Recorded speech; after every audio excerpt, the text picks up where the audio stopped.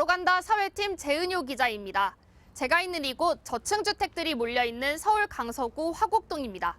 제 뒤로 보이는 주택가 사이사이로 난 골목길의 소유주가 무려 수백 명에 달합니다. 모아타운이라는 서울시 재개발을 노리고 들어온 투자자들인 건데 정작 이 구역은 개발 지역도 아니라고 합니다. 어떻게 된 건지 바로 가보겠습니다.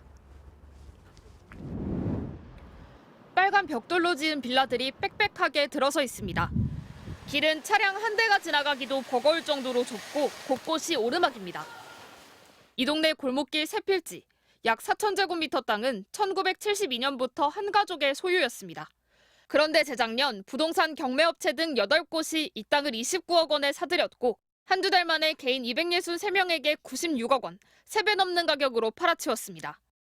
업체 8곳이 거둔 수익은 67억 원에 달합니다.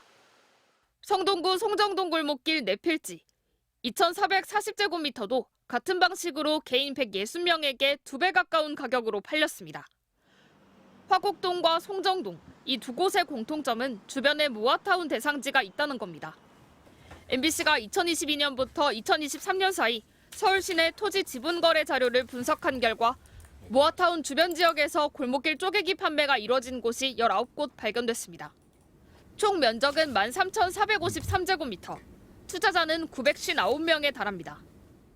모아타운 대상지도 아닌 그 옆 동네 골목길을 왜 샀는지 구매자들에게 이유를 물었습니다. 몇 배 정도 오를 거래요? 그때가 한 10배 정도만 그렇게 얘기했어요. 머지 않을 거야, 한 5, 6년? 해당 구역이 모아타운 대상지라고 속아서 산 사람도 있었습니다. 그러니까 거기가 모아타운이라고 생각해서 한 걸로 아는데? 모아타운이 아닌 데라고요?